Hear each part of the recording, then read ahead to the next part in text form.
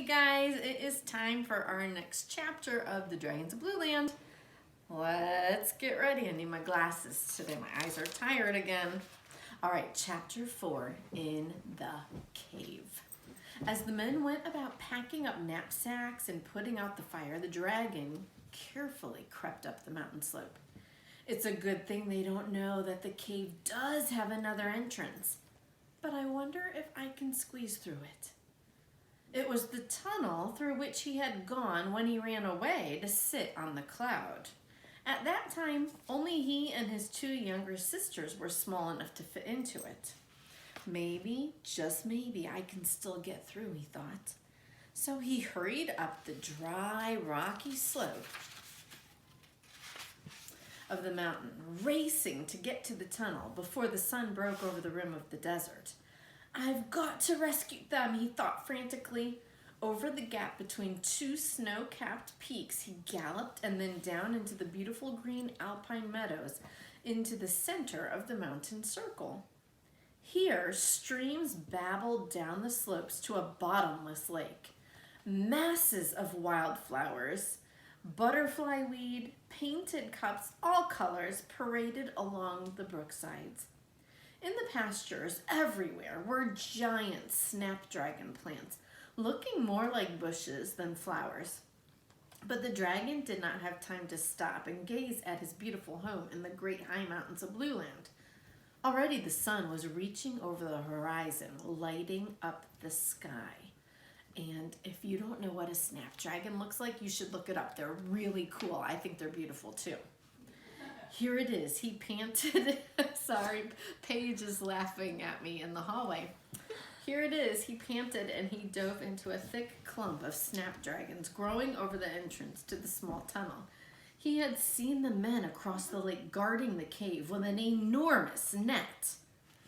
I wish I knew what they were planning to do next, he thought. Here's a picture.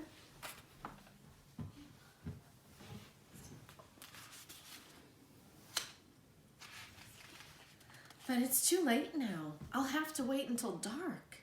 He tried to pass into the tunnel, but the roots of the snapdragons had grown over the entrance, and dirt had washed in from above. Dig carefully, they might notice the stir in the bushes, he warned himself as he started to clear the way. At last he could fit through the hole, and he started the long trip through the tunnel. Oh my goodness, is he gonna make it? I hope they don't hear him. I might get stuck at any moment, he groaned as the tunnel turned corners and gradually dug deeper into the side of the mountain. Always only just big enough for him to squeeze through. On and on he crawled, and just when he thought he would surely get to the large part of the cave, he got stuck. He pushed and he wiggled, but he could not get through. Tears rolled down his blue cheeks. I wanted so badly to see my family, he sniffled. But maybe they're near enough to hear me now, and he whispered, Mother? Father? Are you there? Who's that? Asked a voice that sounded like his sister Eustatia's. It's Boris, cried his mother. Oh, Boris, Boris, we thought we'd never see you again. Come on into the cave, we're in terrible danger. I know, said Boris the dragon. So now we know his name, it's Boris. But I can't squeeze through the tunnel. Oh, I do wish I could. But listen, whatever you do, don't go near the main entrance to the cave. Many men are waiting there with an enormous net. I don't know yet what they plan to do with it, but I'll try to find out tonight. If nothing happens before then, I think they're afraid to come in and get you. They don't know how harmless we really are. Anyway, keep calm and count on me. I have a friend who may be able to help. And if you don't hear from me soon, it'll be because I've gone off to get him. Oh, who do you think he's talking about? Now I'll have to back out again. I must stay near the tunnel entrance so I can get out easily when I have a chance. Goodbye. Sorry, Paige is laughing and making me laugh because she's peeking behind Aubrey's shoulder. But here's a picture.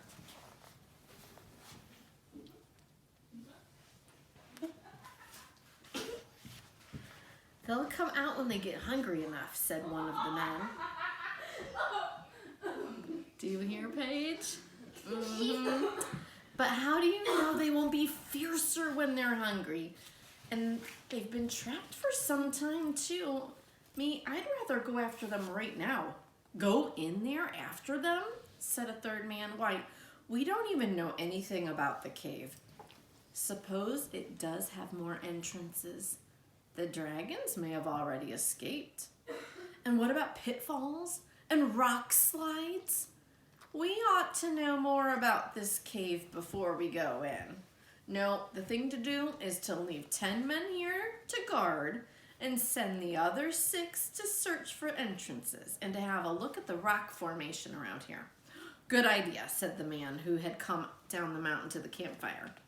The wind changed and the dragon could only hear confused sounds of talking, but the men seemed to be deciding who would stay and who would go. They'll find me for sure if I stay here, and I don't want to trap myself too, thought the dragon.